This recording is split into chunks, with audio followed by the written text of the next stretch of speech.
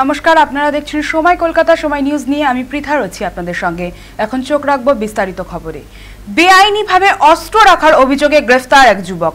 উত্তর 24 পরগনার হিঙ্গলগঞ্জ থানার স্যান্ডেলের বিল গ্রাম পঞ্চায়েতের 4 নম্বর স্যান্ডেলের বিল মাছের পাড়ার ঘটনা। পুলিশ সূত্রে জানা গিয়েছে, স্থানীয় 115 নম্বর বুথের বাসিন্দা আয়েদ গাজী অবৈধভাবে দীর্ঘদিন ধরে বন্দুক রাখার অভিযোগ উঠেছিল তার বিরুদ্ধে। এরপর খবর পেয়ে হিঙ্গলগঞ্জ থানার পুলিশ তাকে গ্রেফতার করে।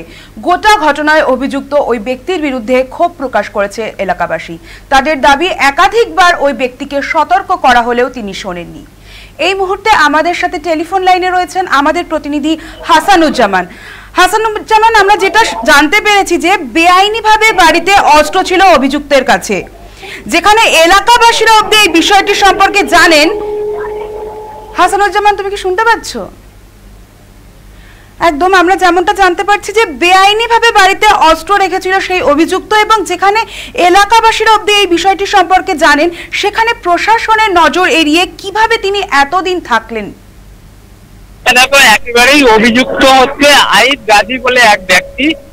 হিঙ্গলগঞ্জের স্যান্ডেল বিল এলাকার মাঝের পাড়ার ঘটনা, যেখানে স্থানীয় 115 নম্বর বুথের বাসিন্দা তিনি।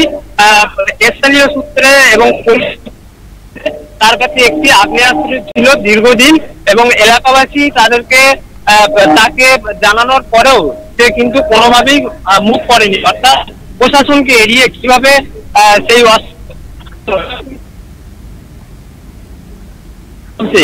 তার পাশাপাশি তোমাকে বলে রাখি, পুলিশ কিন্তু খবর পাওয়ার সঙ্গে সঙ্গে সেই আগ্নেয়াস্ত্রটি উদ্ধার করে এবং অভিযুক্ত আয়েদ গাজীকে কিন্তু গ্রেফতার করে। আজ ধৃতকে বসিরহাট মহকুমা আদালতে তোলা হয়েছে। তার পাশাপাশি গোটা ঘটনার তদন্ত শুরু করেছে হিঙ্গলগঞ্জ থানার পুলিশ। তার পাশাপাশি তোমাকে বলে রাখি, পুলিশ ইতিমধ্যে জানার চেষ্টা করছে ওই ব্যক্তির কাছে কেন ওই আগ্নেয়াস্ত্র এলো এবং কেনই বা বেআইনিভাবে ওই আগ্নেয়াস্ত্র রাখলেন তিনি, এবং কি বা তার উদ্দেশ্য ছিল। সমস্তটাই কিন্তু হিঙ্গলগঞ্জ থানার পুলিশ খতিয়ে দেখছে। অন্যদিকে দেখো, এলাকাবাসী কিন্তু দাবি করছেন যে তাকে দীর্ঘদিন বলার পরেও তিনি কিন্তু কোন রকমের ভাবে কান করেনি, এবং তারপর অস্ত্র রেখেছিলেন।